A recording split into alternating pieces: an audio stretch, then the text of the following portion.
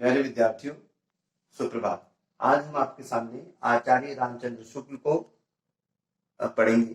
उनका एक प्रसिद्ध निबंध है जो आपके पाठ के रूप में आपकी पुस्तक में रखा गया है, जिसका नाम है प्रेम घन की छाया स्मृति में। आचार्य रामचंद्र शुक्ल जो जब हिंदी साहित्य में आए तो उन्होंने जो पहला कार्य किया वो निबंधकार थे। फिर वो नाटक भी लिखते थे, उन्होंने कविताएं भी लिखी है। लेकिन उनका सबसे बाद में जो सबसे प्रिय विषय बना वो बना आलोचना। आलोचना मतलब जैसे कोई निबंध है या कोई पाठ है, उसके आलोचना करना, यानी कि व्याकरणिक दृष्टि से और साहित्यिक दृष्टि से उसकी आलोचना करना। व्यक्ति की नहीं, उस विषय की जो कमजोरियां हैं उसको उठाना, आलोचना करना। ठीक है ना, ये है। तो लेखक ने जो हमारे आचार्य रामचंद्र शुक्ल है, जो आलोचक कहूंगा मैं अभी, नहीं प्रसिद्ध, क्योंकि इनका प्रिय विषय आलोचना है। तो इन्होंने इसमें किस तरह से ये बताया है कि अपने जीवन में वो साहित्य के प्रति इनका रुझान बढ़ा और किस तरह से ये एक बड़े साहित्यकार बने, यानी बचपन से ही। तो पाठ को पढ़ने के बाद लगता है कि बालक के परिवार में साहित्य को पढ़ने पढ़ाने का एक परिवेश था, जिसमें वो देखकर बालक बड़ा हुआ। और बाद में जाकर जब इनके पिताजी का ट्रांसफर हुआ, बदली हुई तो मिर्जापुर में, तो वहां जाकर फिर इनकी मित्र मंडली बनी। और धीरे धीरे करके हम देखते हैं कि किस प्रकार से एक बालक का रुझान साहित्य प्रवृत्ति की तरफ, साहित्य प्रवृत्तियां उसके अंदर जन्म लेती है और बातों को समझने लगता है। उसका रुझान फिर चौधरी प्रेमधन नारायण से होता है। अब यहीं पर ये पाठ को हमने पहला लेखक की पारिवारिक पृष्ठभूमि है। इसमें लेखक का पारिवारिक पृष्ठभूमि का मतलब है बैकग्राउंड। लेखक का पूरा जो बैकग्राउंड है, इसके अंदर बैकग्राउंड में इसमें इनके पिता के बारे में बताया कि वो अच्छे फारसी के ज्ञाता थे और पुरानी हिंदी कविता के प्रेमी थे। और इनके पिताजी फारसी और हिंदी दोनों को मिलाकर लिखते थे, उक्तियां बनाते थे, ठीक है ना, लिखते थे, और उनको बड़ा मजा आता था। वे रात में अपने घर वालों को में रामचरितमानस का पाठ पढ़ते थे। उसमें रामचंद्रिका को बड़े आकर्षक ढंग से, बड़े रोचक ढंग से उनको सुनाते थे अपने परिवार वालों को। भारतेंदु के बहुत नाटक प्रसिद्ध थे। इनके पिताजी को भारतेंदु के नाटक बहुत पसंद थे, इसलिए कभी कभी भारतेंदु के नाटक भी सुनाते थे। लेखक के पिता मतलब इनके पिता, लेखक माने आचार्य जी के पिता का जब ट्रांसफर हुआ हमीरपुर की राठी तहसील में मिर्जापुर में हुआ, तो उस समय लेखक की आयु 8 वर्ष की थी। कितने की थी? 8 वर्ष की।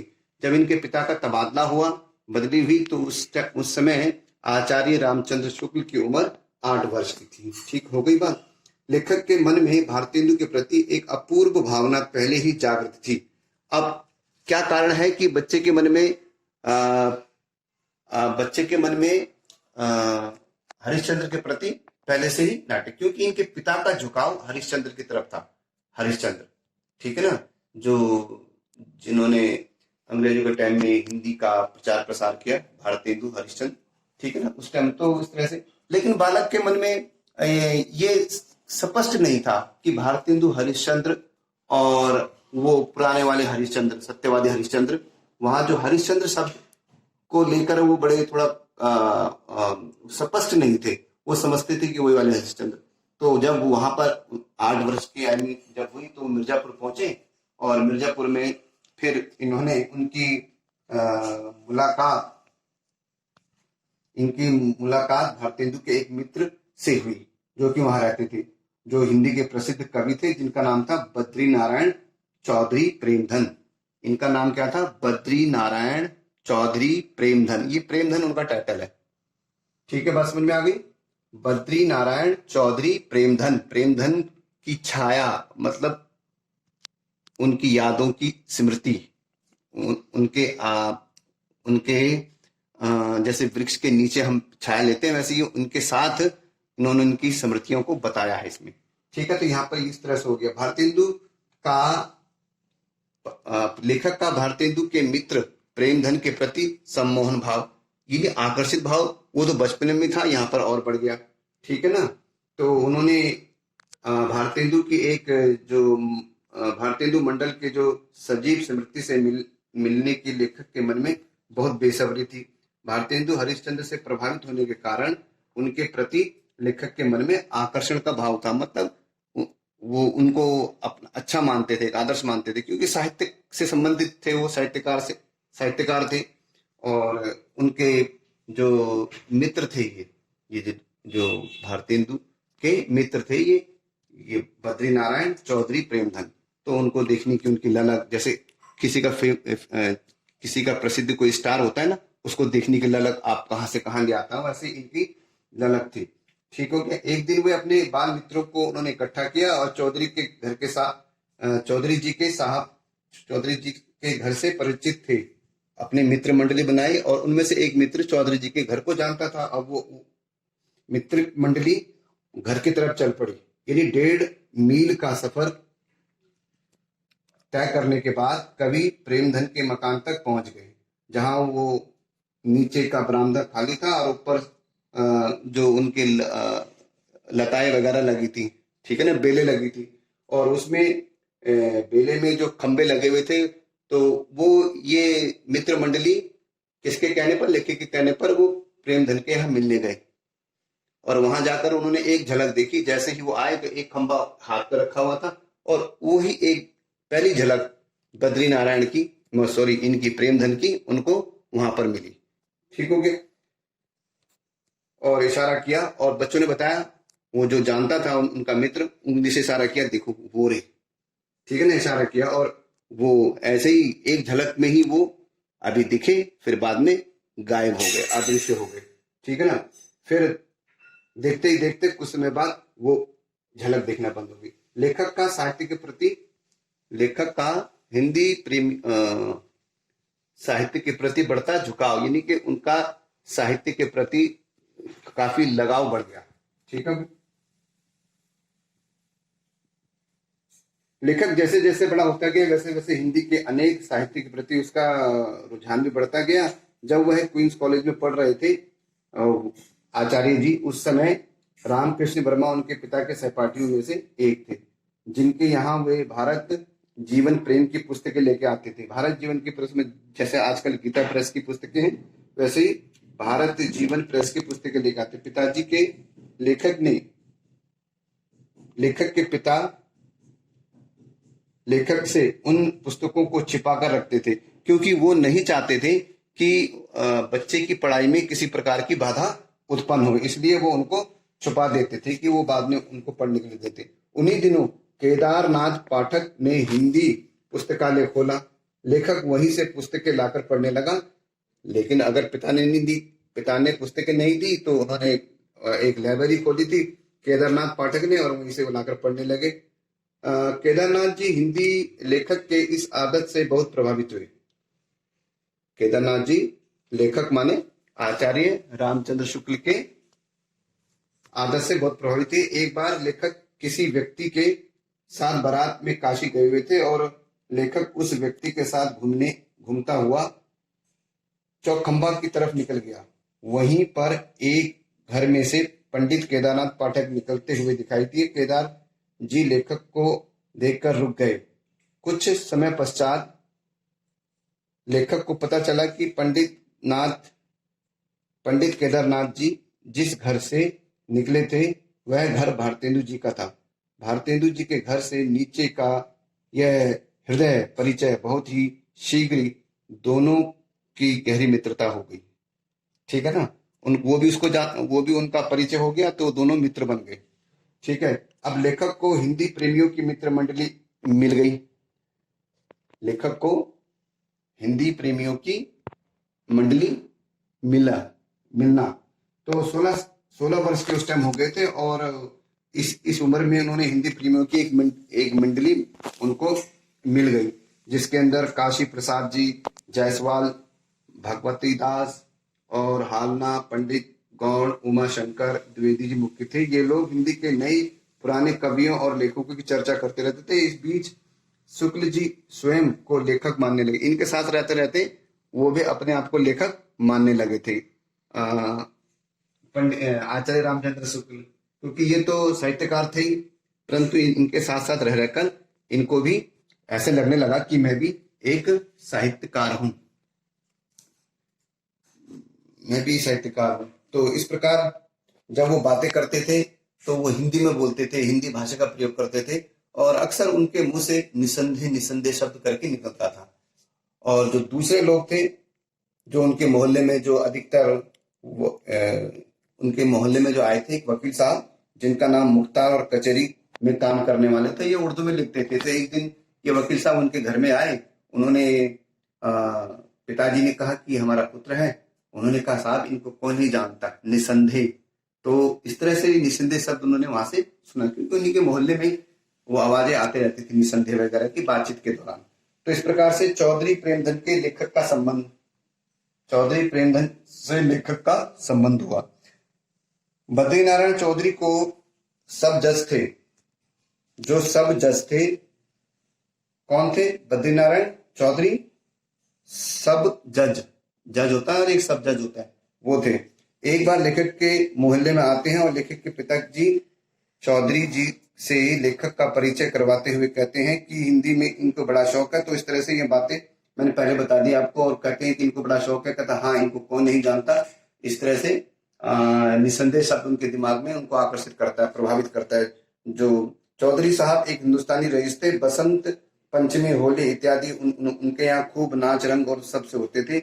उनकी हर एक अदा से रियासत टपकती थी, क्योंकि बाल कंधों पर लटके रहते थे और एक छोटा सा लड़का पान की तस्तरी उनके पीछे पीछे लिए डोलता था। ये उनकी रईसी को दर्शाता है, ये उनकी रईसी को दर्शाता है।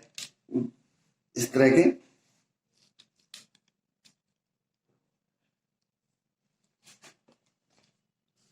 ठीक है, उनकी बातों से एक अलग उनकी छवि बनती थी। नौकर तक के साथ उनका संवाद सुनने लायक होता था। जब भी बोलते थे वो एक साहित्यिक लहजा था उनका बोलने का। हाथ नौकर के हाथ से कभी कोई गिलास या कुछ अन्य वस्तु गिर जाती तो उनके मुंह से निकल पड़ता, कारे बचाते ना, बचात ताही, बचात नहीं। तो क्या निकलता था? कारे बचात नहीं। उनकी बात करने का ढंग बड़ा ही अलग था। उनके प्रश्नों के पहले क्यों साहब, ये उनका तकिया कलाम था, क्यों साहब, ऐसे करके जैसे बोलने का स्टाइल होता है। प्रेम जी द्वारा हास परिहास। तो लेखक बताता है कि प्रेम जी का जो स्वभाव था बड़ा हंसी मजाक था। एक दिन ये उनके घर में गए, प्रेम जी की छत पर, और अचानक जाके वहां पर मिलने गए तो वहां पर एक व्यंग, उन पर व्यंग कसने के बारे में सोचते रहते थे। वो भी, प्रेम जी भी उन दूसरों के बारे में हंसी मजाक है, व्यंग माने हंसी मजाक सोचते रहते थे। लेखक ने एक दिन बताया कि पुरानी परिपाटी के कवि हैं वामनाचार्य गिरी।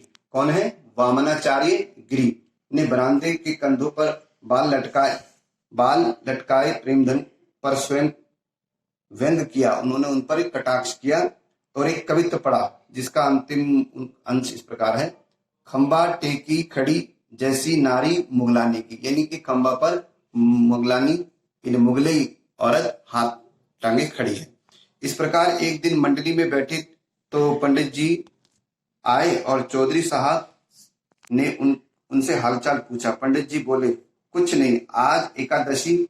जब पंडित जी आए, अब देखिए जरा समाज देखिए, पंडित जी आना और पंडित जी का क्या कहना, आज उनसे पूछा गया है कि कुछ लोग नहीं, आज एकादशी का व्रत है, कुछ जल खाया है। पंडित जी के मुंह से निकला कुछ जल खाया है। तो मजाक में उन्होंने बोला जल ही खाया है या कुछ भोजन भी पिया है।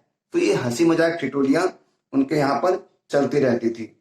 और इस प्रकार चौधरी साहब के एक पड़ोसी उनके यहाँ पहुंचे। पड़ोसी को देखते ही सवाल हुआ, क्यों साहब, मैं एक लफ्ज अक्सर सुनता करता हूं पर उसका सही अर्थ समझ में नहीं आया कि आखिर घनचक्कर का क्या अर्थ है।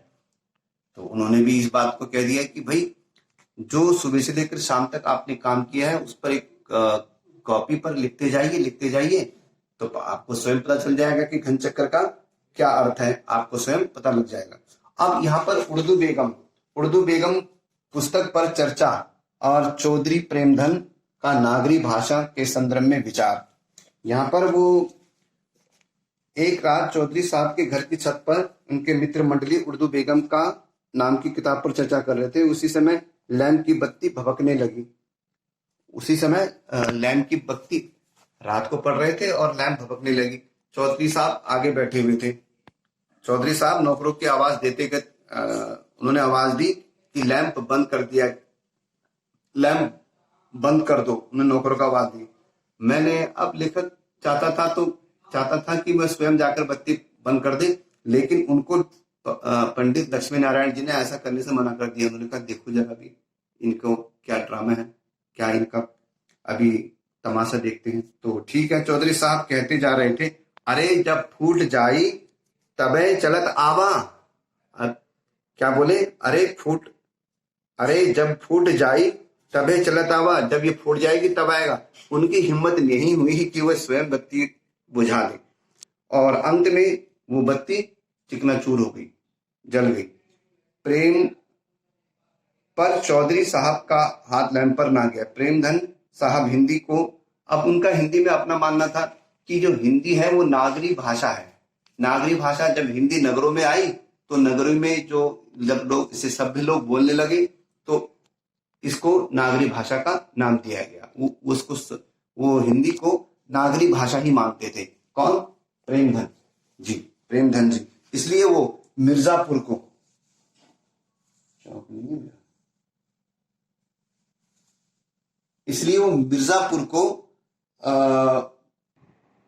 इसलिए जो प्रेमधन जी हैं वो इस मिर्जापुर को, जिसमें ऐसे लिखा है ना मिर्जापुर, उसको वो ऐसे लिखते थे मीरजापुर।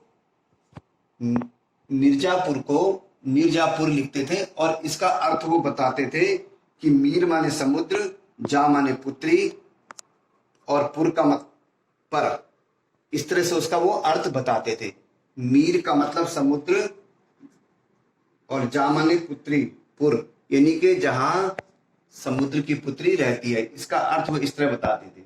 तो इस प्रकार से एक संक्षिप्त